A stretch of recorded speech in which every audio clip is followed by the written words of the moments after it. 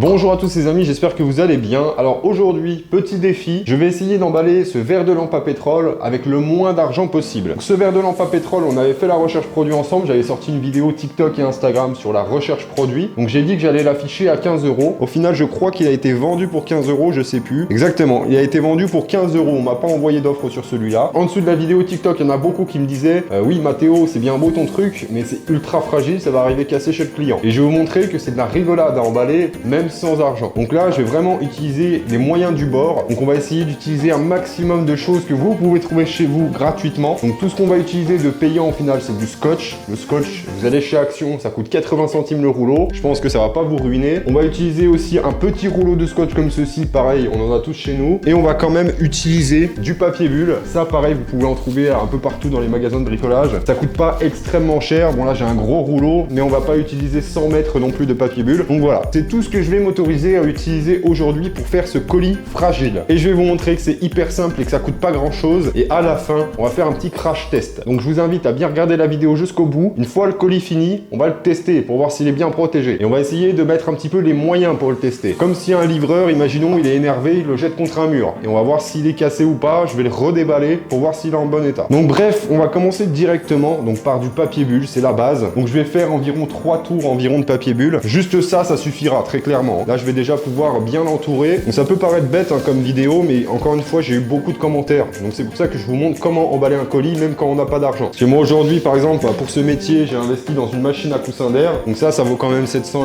€. Les recharges, ça vaut 130 € les deux, quelque chose comme ça. Donc ça reste ultra rentable pour le coup, ça s'amortit facilement sur le long terme. Mais on n'a pas forcément tous 700 € à mettre dans une machine comme ça quand on commence. Donc, eh bien, vous allez pouvoir utiliser ces techniques-là pour vous aider au départ. Et c'est clairement comme ça que j'ai commencé. Au départ, j'avais pas cette machine à coussin d'air. J'étais comme vous, je faisais avec les moyens du bord. J'ai essayé de dépenser le moins d'argent possible, forcément, pour récupérer un maximum de bénéfices et pour pouvoir réinvestir au maximum. Donc, bref, maintenant que c'est fait, maintenant qu'on a du papier bulle, donc déjà, il est bien protégé là. Donc là, si on le fait tomber par terre, je pense qu'il casse quand même. Il n'y a qu'une fine couche de papier bulle, mais il est déjà bien protégé pour l'instant. Donc, ce que je vais faire maintenant, c'est mettre du carton par-dessus. Le carton, il va servir de protection rigide pour éviter que quand il tombe, eh bien, il se casse directement parce qu'il est en contact direct avec le verre. Là, il sera en contact directement avec le carton, donc ça fera quand même moins de dégâts. Donc le carton, j'en ai plein ici et ça, moi, je les paye pas du tout. Donc vous pouvez aller dans les centres commerciaux proches de chez vous. Alors quand je dis centres commerciaux, c'est pas non plus des gros carrefours, parce que les gros carrefours, ils vont jamais vous donner des cartons, ils ont pas que ça à faire. Ils ont plein de trucs à gérer. Enfin voilà, il y a plein d'employés et tout. Donc voilà, je vous conseille d'aller, imaginons, dans des boulangeries, dans des boucheries, chez des mécaniciens, tous les petits magasins comme ça autour de chez vous. Je suis sûr que vous en avez des petites supérettes, etc. Vous les appelez, vous leur demandez gentiment, ils disent oui, ils disent non. Généralement, ils disent oui, sauf pour encore une fois les gros centres commerciaux, parce qu'ils n'ont pas que ça à gérer. Et généralement, des petits commerces, etc. Voilà, ils se passent le mot avec les employés, mais de tous côtés. Et puis, vous fixez une date de rendez-vous et vous y allez, vous récupérez les cartons dans votre voiture. Et puis voilà, vous avez des cartons gratuits, ça vous coûte juste un tout petit peu d'essence. Vous voyez, vous allez récupérer genre des cartons avec des marques. Donc ça, je sais pas, voilà, c'est des Vico, des Popcorn. Donc voilà, c'est pas très joli, ça fait pas très professionnel non plus. Mais après plus de 1000 objets envoyés avec des cartons comme ça, j'ai jamais eu une plainte d'un client qui m'a dit ah bah oui, mais vos cartons ils sont pas jolis. Parce que les cartons de toute façon ils finissent à la poubelle. Une fois que le client le reçoit, il le déchire, il l'ouvre et puis il le tège quoi. Donc c'est bien d'avoir un beau carton quand même, c'est toujours un plus. Mais quand on commence, et même au fur et à mesure, vous pouvez continuer à faire ce système là. Il faut pas se priver, ça fait toujours des économies. En plus de ça, ça recycle, etc. C'est bon pour la planète, alors que demande le peuple? Donc du coup, on va prendre un carton, c'était le truc de base. Donc moi je vais en prendre un assez costaud. Ah bah celui-là il me paraît pas mal. Donc voilà, j'ai un bout de carton qui traînait, je vais le prendre. Et là du coup, on va enrouler notre verre de lampe à pétrole directement dans le carton. Donc je vais vraiment tout utiliser, je vais l'enrouler jusqu'au bout. Comme ça va optimiser la protection au final. On enroule tout ça et on va scotcher tout ça du coup pour que ça tienne. On va mettre un beau bout de scotch ici. Donc il faut bien qu'il soit centré à l'intérieur bien entendu, pour que les coins en fait quand ils tapent, ça tape sur le carton et non pas sur le verre. Ça me paraît logique, mais bon, c'est pour la petite précision. Donc ça c'est fait. Si vous avez peur, rien qu'avec ça, vous pouvez remettre du papier bulle si vous en avez encore. et remettre une couche de carton. Faut pas hésiter. Encore une fois, le carton, c'est gratuit. Donc si vous voulez mettre 3 couches de carton, n'hésitez pas, vous en mettez 3. Donc bref, on a cette solution tout d'abord. Après, on a aussi une autre solution. Par exemple, voilà, j'ai récupéré un tube comme ceci. Donc ça, en fait, c'est mes tubes de papier bulle. Donc ça, je les mets toujours de côté, c'est vachement pratique. Vous voyez, il y a un tube à l'intérieur, c'est comme un sopalin. Et une fois que c'est fini, bah, moi, je récupère ça et je le mets de côté. Parce que justement, bon, là, ça va pas passer forcément. Mais si vous auriez pas eu de carton, bah, vous auriez pu le mettre là-dedans, par exemple. Ça aurait fait l'effet d'une couche de protection au final. final plutôt solides, donc c'est plutôt pas mal. Ça aussi, il faut pas hésiter à les garder. Et même pour mettre des, je sais pas moi, des posters par exemple, je les envoie là-dedans moi. Si le poster fait la bonne taille, bien entendu, je le roule, je le fous à l'intérieur, je mets un petit bout de carton ici pour pouvoir mettre du scotch et pas que le poster s'accroche au scotch. Et puis pareil de l'autre côté, je colle mon bordereau et puis voilà, ça part comme ça. Donc voilà, ça peut être une astuce en plus. Je vous donne ça comme ça, vous prenez pas, c'est comme vous voulez. Donc voilà, déjà là on est pas mal. Donc là je pourrais directement le mettre dans un colis. Donc je vais pas le mettre directement comme ça à l'intérieur du colis puis il va se balader dedans, bien entendu, on va le caler, on verra juste après. Mais je vais vous donner une autre astuce. Alors moi j'ai été un grand sportif l'année dernière, ça se voit pas parce que j'ai perdu beaucoup de muscles. Je vais m'y remettre, vous inquiétez pas. Mais du coup je mangeais beaucoup d'œufs. Je mangeais genre presque 6 œufs par jour, si c'est pas plus. Et je gardais du coup mes boîtes d'œufs. Et je vais vous montrer que des boîtes d'œufs, ça peut paraître tout bête, mais ça peut être une bonne protection pour ce genre de truc là. Donc si votre mamie par exemple, elle aime bien manger des œufs et qu'elle en achète beaucoup, votre oncle, etc. Vous demandez à tout le monde de les mettre de côté, vous passez les chercher, je sais pas, une fois par mois, et puis vous les gardez justement pour protéger vos colis. Ça peut être une bonne astuce. On essaye de faire avec les moyens du bord les amis, je vous l'ai dit. Donc tous les moyens sont bons, je vais aller chercher ça et je reviens. Et voilà, du coup j'ai récupéré ça. Donc ça fait des alvéoles au final. Il y en a peut-être qui ont déjà eu l'idée, mais ça protège hyper bien parce que ça fait un petit peu ressort. Ça reste des alvéoles, je vais vous montrer. Donc voilà, par exemple, s'il y a un choc ici, là c'est en tout bon état, eh bien ça va amortir le choc un petit peu. Donc ça fait pas tout, bien entendu, mais c'est toujours un truc qui peut amortir les chocs quand ça tape contre le sol ou dans le camion ou si le livreur le jette, etc. Donc ça, vous le prenez, vous enroulez votre objet là-dedans, vous le mettez comme ça fait pas propre, on est bien d'accord. Mais encore une fois, on fait avec les moyens du bord. J'envoyais les colis comme ça avant, et les clients, j'ai jamais eu aucune plainte. L'important, c'est que ça soit bien protégé, l'emballage. Bon, c'est toujours bien, encore une fois, mais l'emballage, ils s'en fichent un petit peu, ils vont le foutre à la poubelle. Donc voilà, je l'aurais mis par exemple comme ça, avec plein de scotch, et du coup, là, il est quand même bien protégé. Je pense que là, je le jette par terre. Les alvéoles, ils vont prendre et encaisser les chocs. Le carton aussi, ensuite, il y a le papier bulle. Donc de là à ce que ça atteigne vraiment le verre de lampe à pétrole, il faut quand même y aller. Après, bien sûr, si vous prenez une masse et vous tapez dessus, je donne pas cher du verre, mais c'est toujours une bonne idée quand même. Donc voilà, en gros, pour la protection de l'objet, ce que je pourrais vous dire. Après, il y a sûrement d'autres astuces. N'hésitez pas en commentaire si vous en avez d'autres. Ça peut être intéressant pour tout le monde. Après, bon, voilà, vous avez ce genre de machine qui existe. Bien sûr, ça emballe extrêmement bien, mais ça coûte cher. Ensuite, on peut récupérer éventuellement des mousses comme ceci. Si vous achetez une télé ou quoi que ce soit, il y a des mousses à l'intérieur, vous pouvez les récupérer. Pareil, vous faites en sorte de l'emballer, de l'entourer comme il faut. C'est pareil, ça protège plutôt pas mal. Ça a un effet un petit peu ressort, donc ça peut aussi bien protéger. Donc voilà, ça je récupère, moi je jette jamais, ça peut toujours servir. Et là, par exemple, vous avez un petit objet, vous le foutez là, vous fermez là, vous mettez du scotch dans un colis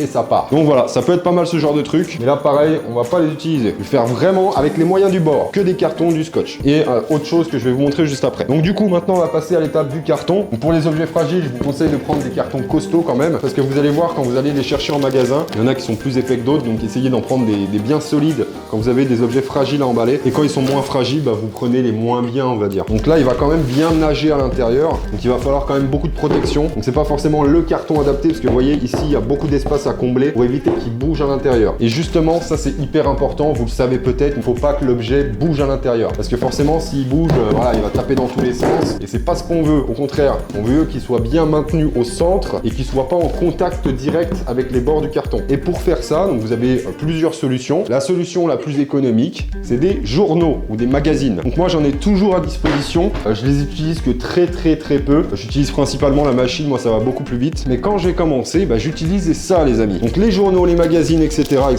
N'hésitez pas pareil à en récolter. Si votre grand-mère elle lit le journal tous les jours, vous n'hésitez pas. Vous l'appelez, vous lui dites, quand tu reçois ton journal, tu le lis, tu le mets de côté, je viendrai te chercher à la fin du mois. Vous faites ça avec tous les membres de votre famille, donc tout ce qui est magazines, journaux, etc. Et vous les récupérez à chaque fin de mois et vous aurez une belle pile comme ça. Et vous allez pouvoir du coup combler le vide dans le colis. Vous faites des boulettes de papier, c'est chiant, c'est long, mais c'est économique. Et tout ça, ça va nous permettre de combler le vide à l'intérieur du colis. Donc vous avez cette option. Ou alors, vous avez une autre solution qui s'appelle une déchiqueteuse. Ça, je l'ai utilisé quand même beaucoup. Aujourd'hui, pareil, j'utilise très peu. Et je vais vous montrer à quoi ça sert. Enfin, ça va déchiqueter le papier, bien entendu. On sait tous à quoi ça sert. Mais à quoi ça ressemble surtout, parce qu'il y a plusieurs types de déchiqueteuses. Donc ça va être une solution payante. La machine, forcément, il faut bien l'acheter. Ça coûte 50 €, je crois, sur Amazon. Mais je trouve que c'est vachement pratique. Comme ça, vous pouvez mettre tous vos documents à l'intérieur, ça les déchire et vous pouvez les réutiliser. Si vous avez des papiers des impôts que vous pouvez plus voir, vous les foutez à l'intérieur et puis vous les découpez. Bien sûr, il faut que ce soit des papiers qui servent pas, bien entendu. Et au final, ça fait plein de copeaux. Je vais vous montrer tout ça et vous allez pouvoir ensuite les réutiliser. Parce que voilà, vous pouvez pas prendre une fiche d'impôt et la froisser comme ça parce que toutes vos coordonnées sont lisibles au final. Donc il faut bien déchiqueter tout ça. ça. Donc moi j'utilise toujours, enfin en tout cas je mets toujours de côté mes fiches de recherche produit. Donc en gros quand j'achète un objet, je fais la recherche produit, ça vous l'avez sûrement vu dans les vidéos. Je marque tout sur une fiche, donc le titre, le poids, la taille, l'état, etc. et le prix de revente. Et une fois que mon annonce est postée, celle-ci elle me sert plus à rien. J'ai posté mon annonce, je peux l'acheter. Donc je la réutilise quand même pour faire le verso. On est dans les économies les amis, recto verso. Tout l'argent doit être optimisé, il faut pas hésiter surtout quand on démarre. Et encore aujourd'hui, parce qu'on est une entreprise, voilà, si on peut faire plus d'argent et économiser, on va pas se priver, les temps sont durs. Mais après une fois que les deux côtés sont utilisés, bah là vraiment ça me sert plus à rien quoi. Donc du coup je les fous dans cette machine et du coup bah ça me déchire mon papier et ça le déchire comme ceci en petites lamelles. Donc si vous le faites plein de fois, bah les personnes ne vont pas pouvoir recoller pour regarder vos informations des impôts par exemple comme j'ai dit tout à l'heure. Et tout ça vous pouvez aussi donc les froisser comme ceci et ça vous fait aussi du coup quelque chose pour combler le vide dans le carton. Donc c'est un petit peu le même système que ça au final, sauf que là c'est en copeaux et au moins bah ils voient pas les informations qui sont dessus quoi. Donc vous le faites avec des magazines si vous voulez ou des fiches que vous n'utilisez pas. On peut en mettre plusieurs à la fois, on peut aller jusqu'à 10 je crois. Voilà, vous avez plein de petits papiers comme ça et vous pouvez combler le vide dans votre carton. Donc bref, moi c'est pas un système que je vais utiliser aujourd'hui parce que le but c'est quand même vous montrer avec le moins d'argent possible. Ça coûte 50 €, donc je vais pas l'utiliser. Et ça, vous voyez, c'est la première chose que j'ai acheté pour l'emballage de mes colis. Et ensuite j'ai acheté cette machine. Donc vraiment j'étais comme vous, hein, forcément quand j'ai commencé, j'avais pas forcément d'argent. Voilà, j'ai fait avec les moyens du bord, forcément. Et du coup, ce qu'on va utiliser, c'est les journaux, les magazines pour combler le vide. Donc je vais faire plein de boulettes de papier, je vais les mettre à l'intérieur et je vais vous montrer à la fin. Donc encore une fois, hein, ça demande un petit peu d'huile de coude. Mais au départ, on fait tous avec les moyens du bord, les amis. Il faut pas hésiter. Hein. Si vous avez une copine, vous la mettez à contribution aussi. Vous pouvez faire des boulettes d'avance, par exemple, si vous avez une après-midi où vous avez rien à faire. Vous prenez une caisse, vous faites plein de boulettes. Comme ça, le jour où vous avez une vente, vos boulettes sont prêtes. Moi, c'est ce que je faisais. Après, vous vous organisez bien comme vous voulez. Et voilà. Là, je pense qu'on est pas mal. On a déjà une bonne base. Hop, on va mettre ça de côté. Donc voilà à quoi ça ressemble pour le moment. Donc il y a presque la moitié du colis qui est avec des journaux. Donc là, c'est parfait. Comme ça, on va pouvoir écraser un petit peu tout ça. Donc en mettant notre objet, donc bien au milieu. Donc voilà à quoi ça ressemble. Il va être ici. Et là, au moins, pareil, ça fait coussin d'air. Donc s'il y a un choc, il va rebondir un petit peu à l'intérieur. Et du coup, le verre, il va encaisser quand même beaucoup moins de choc que s'il y avait rien du tout. Et que si le verre était en contact direct avec le carton. Donc voilà, ça c'est tout bon. Maintenant, ce qu'on va faire, c'est qu'on va en mettre autour pour éviter que l'objet, au final, il puisse justement se bouger à l'intérieur et taper contre les bords. Donc on va le caler et en mettre juste ici. Et on va finir par une grosse couche au-dessus. Je vais vous montrer juste après. Je pense qu'on est pas mal pour les côtés de l'objet. Maintenant, je vais mettre une grosse couche. Vous allez voir, ça va faire une montagne. Et je vais vous expliquer pourquoi après. Donc du coup, les amis, c'est tout bon. J'ai mis des journaux. Donc vous voyez, ça fait une grosse montagne. Donc l'avantage de faire ça, c'est que quand on va fermer, ça va aplatir tout ça et ça va faire une grosse couche, forcément. Là, on va pouvoir du coup écraser tous les journaux. On va fermer tout ça comme il faut. Voilà. Et là, le test ultime à faire, et c'est très important avant de mettre du scotch et le fermer, c'est le bouger pour voir si à l'intérieur, l'objet, il bouge. Et il bouge pas du tout. Donc là, notre objet est vraiment au milieu du colis avec une couche qui protège à gauche, en bas, au-dessus, sur le côté. Enfin bref, il est très très bien protégé. Et s'il prend un choc, eh bien, c'est pas l'objet directement qui va prendre le choc. Donc du coup, là, on peut directement le fermer et on va passer au crash test pour voir si tout ce que j'ai dit, eh bien, c'est vrai. Est-ce que ça protège bien tout ça? Et là, on a un colis bien protégé. Et là, il arrivera en bon état, j'en suis persuadé. Et du coup, on va faire un crash test. Donc, je vais vous prendre avec moi. Et puis, on va essayer de faire ça dans les règles de l'art. Donc, les amis, bienvenue dans mon grenier. C'est là où on va faire le crash test. Je pense que vous connaissez ce grenier. Hein. C'est là où j'ai tous mes objets. Donc, c'est un grenier. C'est pas forcément très propre. Vous m'excuserez. Et on va faire du coup le crash test pour voir si ce colis est bien emballé. Donc, on va simuler un livreur qui est un petit peu énervé, qui a passé une mauvaise journée. Il s'est engueulé avec sa femme et ses mômes quand il est parti de chez lui. Et il est énervé. Et il veut se venger sur un carton comme ça. Je vais pas non plus sauter à 2 pieds joints dessus parce que forcément je donne pas cher de l'objet. On va quand même pas abuser. Mais on va faire genre un livreur qui est un peu énervé, qui est un peu speed. Et puis il va acheter le carton comme ça directement dans le camion parce que il a pas le temps, il est pressé. Ouais, ça c'est toutes des armes interdites d'ailleurs. J'ai une dague, une machette, etc. Je voulais le vendre sur eBay mais c'est interdit. On va les enlever pour le bien de la vidéo. Voilà. Là il a pris cher. Là les amis il a pris cher. Attends, vous avez pas vu mais il y a une hauteur sur le plafond. Elle est immense, hein, vraiment. Voilà, on va essayer de marcher un petit peu dessus, genre là, on va taper dessus un peu. On va faire du foot avec le colis. Hop, Allez, on va faire un petit test avec des poids aussi. On va pas mettre non plus 50 kg dessus. On va faire tomber, je sais pas, 3-4 kg dessus, histoire de voir, imaginons, s'il y a un deuxième colis est posé dessus et jeté dessus, voir si ça arrive en bon état. Imaginons déjà ça. On va le faire tomber dessus et on va voir, bah du coup, si ça casse ou pas. Ça doit peser, je sais pas, 2-3 kg peut-être. Peut-être un petit peu moins, les go muscu, n'hésitez pas. Donc on va faire tomber ce machin à hauteur d'homme, à peu près, directement sur le colis. Donc là, je le mets aux alentours de ma taille. Ouais, ça tape fort, hein. Ça tape vraiment fort. Hein. Là, c'est au niveau de mes épaules.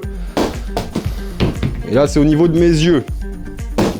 Donc là, je vais pas le faire tomber comme ça, hein, bien sûr, parce que sinon, il va se planter à l'intérieur. On a rarement des colis comme ça, généralement. Hein. Généralement, des colis, c'est un côté plat, donc c'est pour ça que je le fais poser comme ça. Ensuite, crash test suivant. Qu'est-ce qu'on pourrait faire? On va mettre des coups de machette, j'en sais rien. Ah, les amis, on expérimente. Hein. On n'est pas aiguisé, la machette. Hein.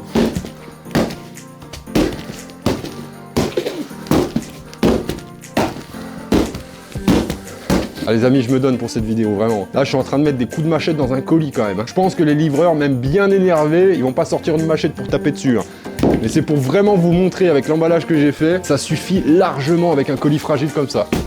Qu'est-ce qu'on pourrait mettre d'autre? On va pas non plus faire tomber le sac de boxe dessus, quoi. Le sac, il pèse lourd, les amis. On va le peser, je vais vous montrer combien il pèse. On va aussi voir si ce colis est en bon état. On va le déballer pour voir si tout va bien à l'intérieur. Et vous voyez, j'ai quand même été. Hein. Je sais pas si vous vous rendez compte en vidéo, mais j'ai donné les moyens pour le casser, cet objet. Enfin, bien sûr, encore une fois, j'ai pas sauté les deux pieds joints dessus. On va pas abuser. Allez, on va déballer tout ça. Je vais vous dire aussi le poids du sac de frappe, que vous vous rendiez compte un petit peu le poids qui est tombé dessus. Bon, les amis, on se retrouve dans le studio. On va déballer ce colis pour voir s'il est en bon état à l'intérieur. Parce qu'il a pris cher en vrai. Hein. Là, j'ai fait tomber un sac de frappe. Je vais vous dire le poids. Je vais le ramener. Il est là le pépère. Il est quand même balèze le machin. Ça doit être au moins 20-30 kilos je pense. Allez les amis, j'ai jamais fait de crash test comme ça. Hein. C'est mon premier. Hein. Si vous en voulez plus, n'hésitez pas. La prochaine fois, on essaiera de rouler dessus si vous voulez. Moi, ça me dérange pas. Et je donne pas cher de l'objet à l'intérieur par contre. Il faudra que je le fasse sur un objet que j'ai pas envie de vendre hein, pour le coup. Parce que celui-là, il va vraiment partir en livraison ce colis. Allez, combien il pèse ce machin? 22,8 kilos les amis. 22 kilos qui est tombé sur le colis. Donc c'est quand même beaucoup. Hein. Et je l'ai pas fait tomber genre de 2 cm. Hein. Bref, on va mettre ça de côté. C'est un bordel là dans mon studio, un bordel. La balance, de côté. Salle d'opération les amis. Colis, cutter. On est parti les amis, on va essayer de sculpter ça, voir s'il est en bon état l'ami. On va enlever les emballages. Donc le truc est toujours à l'intérieur, hein. Vous voyez, je le sors ici. Bon, il faudra que je le re-remballe du coup pour l'envoyer. Bon. Il n'y a rien qui bouge à l'intérieur. On va l'ouvrir. Il m'a l'air en bon état les amis. Il est encore plus neuf maintenant qu'avant. Donc voilà les amis, le verre de lampe à pétrole est comme neuf, donc il n'y a aucune éraflure. Aucune fissure. Bon, il est sale un petit peu, il faudra que je le nettoie d'ailleurs avant de l'envoyer. Là, c'était juste pour la vidéo. Vous voyez, il est comme neuf. Et pourtant, je lui en ai mis dans la gueule à ce colis. Hein. Bon, bref, vous voyez, c'est très simple à emballer. Hein. Vous avez vu, j'ai pas utilisé des trucs de dingue. Hein. J'ai seulement utilisé un petit peu de papier bulle et du scotch. C'est tout ce qui est en payant. Tout le reste, c'est gratuit, les amis. Donc, n'ayez pas peur d'envoyer des objets comme ça fragiles. Si c'est ça qui vous retient pour ne pas lancer ce business, franchement, supprimez cette peur parce que franchement, c'est ridicule. Donc, je comprends hein, que ça peut faire peur quand même. Hein. Mais au pire, ce machin, je l'envoie, il arrive cassé. Est-ce que c'est dramatique? Non, je rembourse le client, je m'excuse, je dis bon bah désolé, j'ai fait mon maximum pour bien l'emballer. Les livreurs, ils sont pas précautionneux, c'est eux qui l'ont cassé, parce que c'est pas de votre faute, c'est pas vous qui l'avez cassé. Hein. Et puis c'est tout, voilà, vous remboursez le client et puis basta, vous passez à autre chose. Donc si vous avez des croyances limitantes au niveau de ça, en mode non, je lance pas ce business parce que si j'achète des trucs fragiles, ça va arriver cassé, bah je vous invite à les supprimer parce que c'est vraiment un truc qui arrive quand même relativement rarement si vous faites en sorte que ça arrive en bon état. Ne vous empêchez pas de faire des choses juste par risque de quelque chose. Imaginons, ah bah non, moi je sors pas de chez moi parce qu'à tout moment je vais pour boire un café, il y a quelqu'un qui me plante ou alors je me fais renverser. Et c'est pas pour autant que vous restez chez vous, vous allez boire des cafés avec des copines, avec des copains, il n'y a pas de souci. Ah bah non, je prends pas ma voiture parce que s'il faut, il y a un mec qui va être complètement bourré en face, il va me rentrer dedans et puis je vais crever. Donc je prends pas ma voiture. Et pourtant vous le faites pour aller au travail, etc. Donc ça c'est pareil. C'est pas parce que il y a la possibilité que ça arrive cassé qu'il faut pas le faire. En plus de ça, c'est vraiment des croyances limitantes que vous avez. Donc bref, tout ça pour dire les amis que si vous qui regardez cette vidéo, vous avez aussi des croyances limitantes comme ces personnes-là, je vous conseille juste de les supprimer de votre vie. Que ce soit au niveau des colis en mode ah mais non je vais pas faire ce business parce que ça, bah, ça va tout le temps arriver cassé. Vous avez vu le colis comment je l'ai maltraité hein. Et c'est toujours en bon état. Et d'autre part, si vous pensez que les objets anciens ça vaut rien, bah pareil, supprimez ça de votre tête. Parce qu'il y a des personnes dans l'accompagnement, ils y connaissaient rien non plus au business, hein. Ils ont commencé, ils ont pris l'accompagnement, ils font déjà des milliers d'euros grâce à l'achat-revente et grâce à mes conseils. Moi j'ai pu quitter mon emploi en 1 an avec ce business. Donc si je suis sur les réseaux sociaux, c'est vraiment pour démocratiser le business, vraiment vous le présenter et vous aider à le faire. Donc, avec un accompagnement qui est payant. Avant, je faisais ça gratuit, mais forcément, j'avais énormément de demandes. Donc, j'ai dû monétiser un petit peu le temps que je passe à aider les gens. Donc, si tu es intéressé, toi aussi, par un accompagnement pour que je t'aide à faire tout ça et vraiment gagner de l'argent, je te mets un lien en description si tu veux réserver un appel avec moi pour parler de l'accompagnement. C'était Mathéo Business Brock. Like, abonne-toi et je te dis à très bientôt pour une nouvelle vidéo.